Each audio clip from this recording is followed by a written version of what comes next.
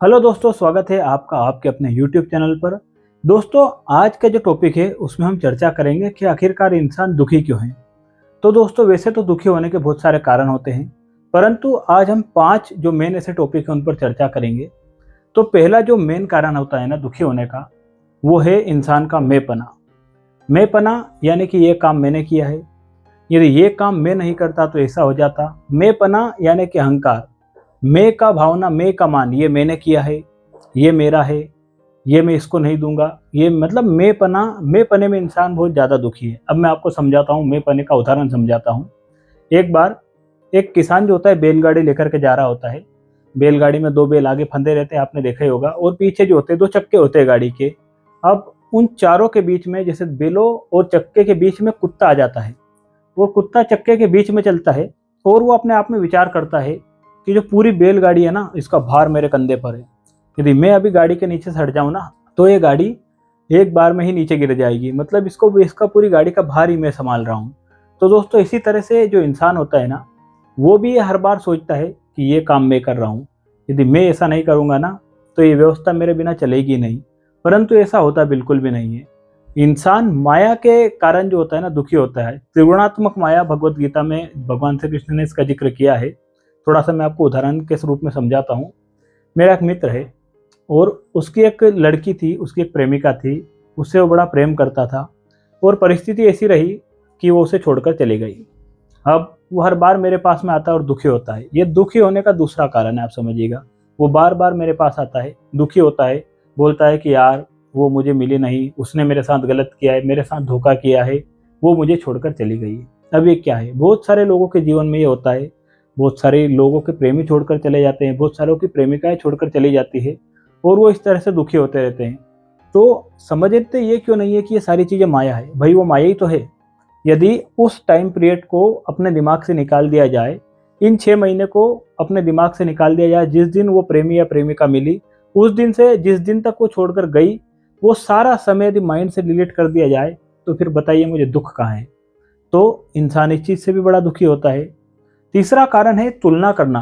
अक्सर आपने लोगों को देखा होगा, अरे यार इसके पास तो इतना बड़ा घर है यार, मेरे पास तो है ही नहीं। अरे यार इसके पास तो इतनी बड़ी गाड़ी है यार, मेरे पास तो है नहीं। इसकी तो बहुत कम पढ़ाई करता था यार, फिर भी देखो इसकी नौकरी लग गई, मेरी तो लगी नहीं। या फिर आदमी नेगेटिव सोचता है, अरे उसकी जॉब लग गई, अरे पैसे खिलाए उसने यार, अरे वो इस तरह से पास हो गया, अरे उसने ये किया है। मतलब एक तो नेगेटिव थिंकिंग, और दूसरी बात यह है कि तुलना। इससे भी इंसान बड़ा दुखी होता है। तो यदि आपका कोई मित्र है, आपका कोई दोस्त है और वो किसी अच्छी पोस्ट पर है, तो उससे तुलना मत कीजिए। या तो शुक्रिया अदा कीजिए ऊपर वाले का कि वाह यार प्रभु, आपने इसको इतनी अच्छी पोस्ट दी है, कभी ना कभी ये मेरे काम आ जाएगा। यदि किसी ने दोस्त ने गाड़ी खरीदी है, तो एक तो ईर्ष्या मत कीजिए। और यदि तुलना करना चाहते हैं कि भाई ठीक है, मेरी व्यवस्था परमात्मा ने बनाई तो मैं भी इस तरह की कार खरीदूंगा, या फिर उस चीज़ के लिए आप प्रयत्न कीजिए। आप तुलना करते हैं, दुखी होते हैं, तुलना करते हैं, दुखी होते हैं। तो तुलना करना बंद कीजिए, अपने से नीचे वाले लोगों को देख कर चलिए। आप ये देखिए कि यदि आपके पास में आज मोटरसाइकिल है, तो दुनिया में करोड़ों लोग आज साइकिल से चल रहे हैं। यदि आपके पास में साइकिल है, तो करोड़ों लोग आज पैदल चल रहे हैं। यदि आपके पास में हाथ और पैर है ना, तो कई सारे ऐसे लोग मैं आपको दिखा सकता हूँ जिनके हाथ और पैर भी नहीं है। तो तुलना करना बंद कीजिए। और चौथी जो चीज़ है ना, वो है ईर्ष्या। दूसरों से ईर्ष्या करना और थोड़ा सा संगति। संगति भी कहीं ना कहीं दुख का कारण है। आपका यदि कोई मित्र है, वो यदि किसी गलत राह में उतरा है, यदि वो कोई गलत काम करता है, XYZ गलत काम बहुत सारे होते हैं, मैं किसी काम का जिक्र नहीं करूँगा, कोई सा भी वो गलत काम करता है जिससे कानूनन तौर पर उसको मतलब सज़ा मिल सकती है और कानून उसे दंडित कर सकता है, उसको कोर्ट कचहरी के चक्कर काटने पड़ सकते हैं। यदि आपने ऐसे मित्र की मित्रता कर ली, ऐसे किसी भी गलत काम करने वाले मित्र की भी मित्रता कर ली, संगति कर ली, तो वो भी कहीं ना कहीं दुख का कारण है। चौथा है रिश्ते सही जगह बनाना, सही लोगों से रिश्ते जोड़ना। क्योंकि किसी ने कहा है कि जैसा खाए अन्न वैसा होए मन, और जैसा पिए पानी वैसी होए वाणी। हम कहाँ पर भोजन कर रहे हैं, किसके घर पर भोजन कर रहे हैं, उनका आहार और व्यवहार और विचार कैसा है, उन सारी चीज़ों का भी कहीं ना कहीं हमें पालन करना चाहिए। क्योंकि ये सारी चीज़ें भी लाइफ में दुख का कारण बनती है। और एक पांचवा जो है वो तो अटल सत्य है, उसे तो कोई टाल ही नहीं सकता है। क्योंकि कोई तन से दुखी, कोई मन से दुखी, कोई धन से दुखी। बहुत सारे लोग हैं जो तन से दुखी है, उनका कहीं ना कहीं रोग लगा रहता है। बहुत सारे मन से दुखी है, सब कुछ है, पूरी परमात्मा की व्यवस्था है, फिर भी इस बात से दुखी है कि अरे यार इसके पास तो ये है, इसके पास तो ये है, मेरे पास तो ये नहीं है। मतलब बेफिजूल में दुखी, उनको कोई काम नहीं है दुखी होने का, फिर भी वो दुखी है। उसकी शादी उससे हो रही, मुझे इस रिश्तेदार ने नहीं बुलाया, मेरे वहां से तो कपड़े आने थे, मुझे कपड़े नहीं किए, मैं तो मान्य हूँ, मेरा तो मान नहीं रखा, अरे मेरी तो उन्होंने इस शादी में पूछताछ ही नहीं की। मतलब वो व्यर्थ दुखी है। तो कोई तन से दुखी है, कोई मन से दुखी है, और कोई धन से दुखी है। तो दोस्तों इस दुख का जो कारण है वो आपका प्रारब्ध है। समझिएगा बात। यदि कोई व्यक्ति है काफी समय से रोगी है तो दुखी तो है बेचारा। यदि शरीर में कोई रोग है तो पहला सुख तो निरोगी काया होता है, और व्यक्ति यदि रोग से दुखी है तब इसमें आप और मैं क्या कर सकते हैं। ये तो उसका प्रारब्ध है, पुराने जन्म के उसके कुछ कर्म है, या फिर इस जन्म के कुछ कर्म है, इस वजह से वो दुखी है। कोई होता है, कोई ऐसा व्यक्ति है जिसके घर में उसका अपना कोई लाडला हो, वो उसे छोड़कर चला गया हो, कोई शांत हो गया हो, किसी का देहवास हो गया हो। तो ये जो दुख है ये प्रारब्ध के दुख है, इसे तो कोई टाल नहीं सकता है।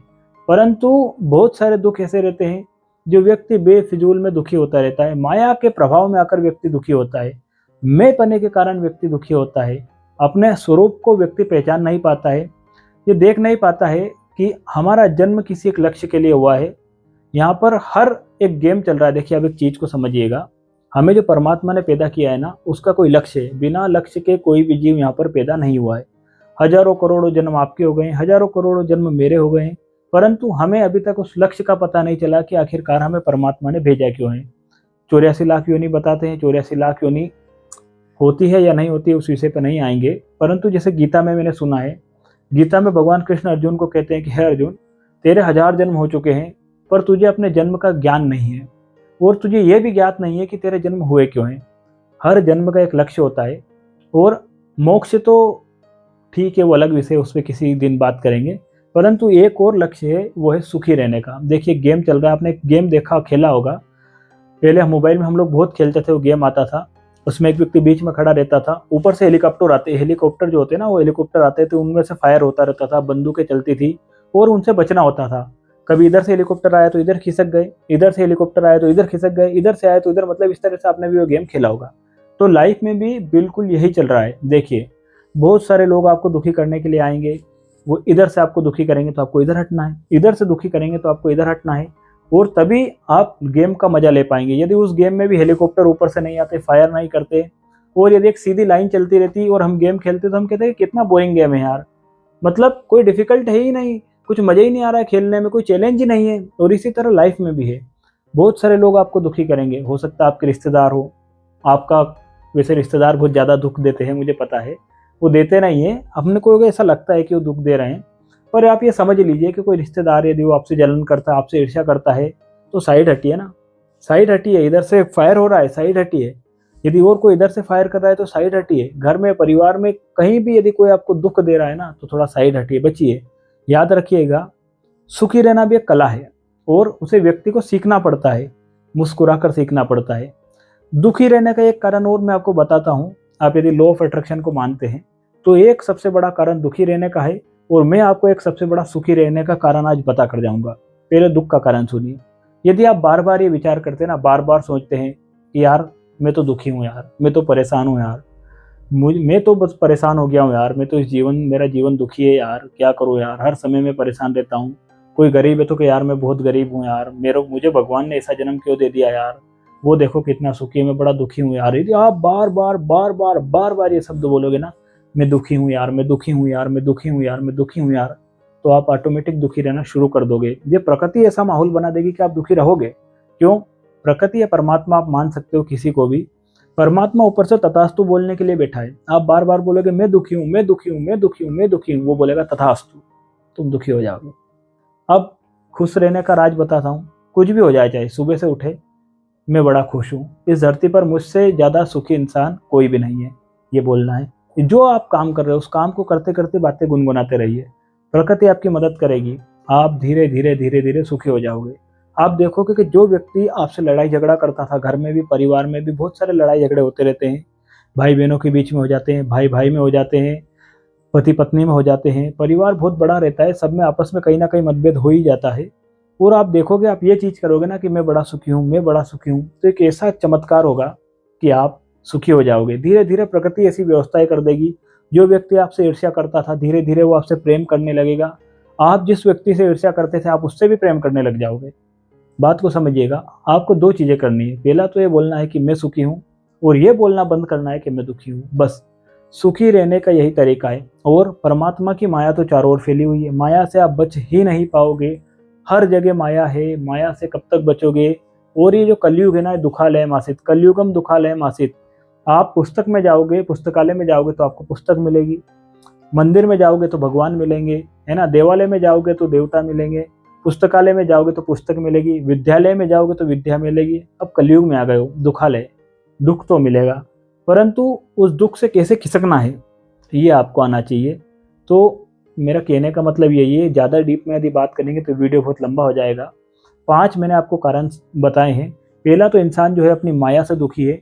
माया को समझिएगा, मैं मतलब कि माया, ये मैंने किया है, ये मेरा घर है, ये मेरा शरीर है। शरीर पर भी बहुत सारे लोगों को घमंड रहता है कि मेरा शरीर है, ये मैंने कमाया है, मेरा धन है, मेरा पैसा है।